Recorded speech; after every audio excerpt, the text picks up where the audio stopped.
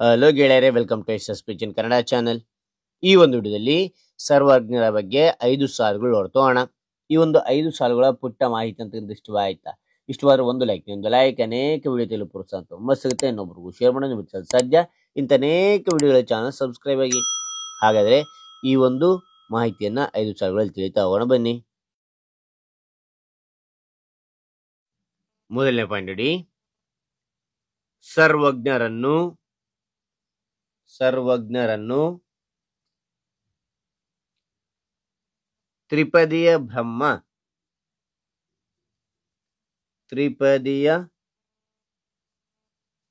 ಬ್ರಹ್ಮ ಎಂದು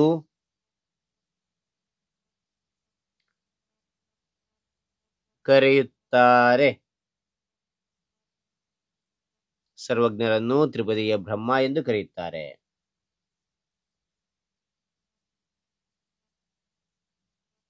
ಎರಡನೇ ಪಾಯಿಂಟ್, ಅವರು ಹಾವೇರಿ ಜಿಲ್ಲೆಯ ಹಿರೇಕೆರೂರು, ಅಂಬಲೂರು ಎಂಬಲ್ಲಿ ಜನಿಸಿದರು. ಮತ್ತೊಮ್ಮೆ ನೋಡಿ, ಅವರು ಹಾವೇರಿ ಜಿಲ್ಲೆಯ ಹಿರೇಕೆರೂರು ಎಂಬಲ್ಲಿ ಜನಿಸಿದರು.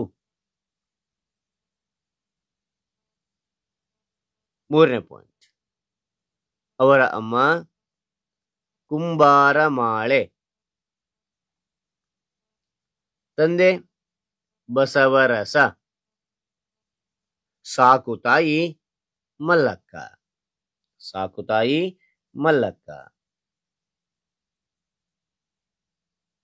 ಹಾಗೂ ಅವರ ಬಾಲ್ಯದ ಹೆಸರು ಪುಷ್ಪದತ್ತ.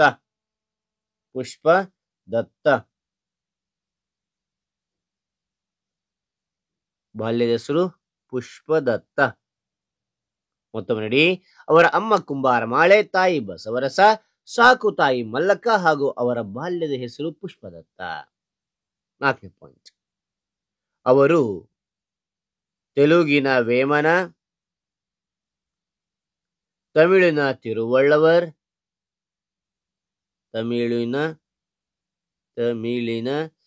ತಿರುವಳ್ಳವರ್,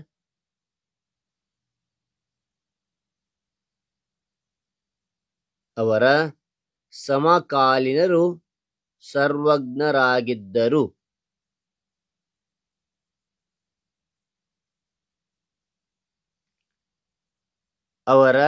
ಅವರು ತೆಲುಗಿನ ವೇಮನ, ತಮಿಳಿನ ತಿರುವಳ್ಳವರ್, ಅವರ ಸಮಕಾಲೀನರು ಸರ್ವಜ್ಞರಾಗಿದ್ದರು.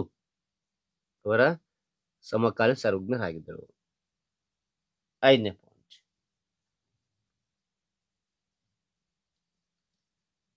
ಆಡು ಮುಟ್ಟದ ಸೊಪ್ಪಿಲ್ಲ,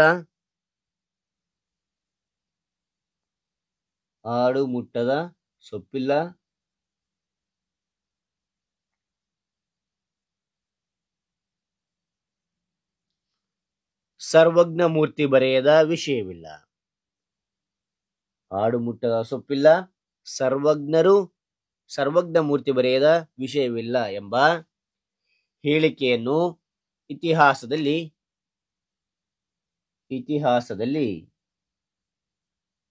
ಕಂಡುಬರುತ್ತೇವೆ.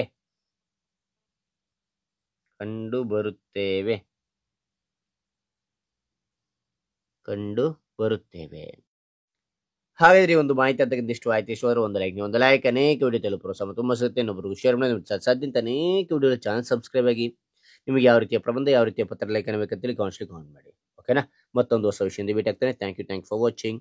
ಬಾಯ್.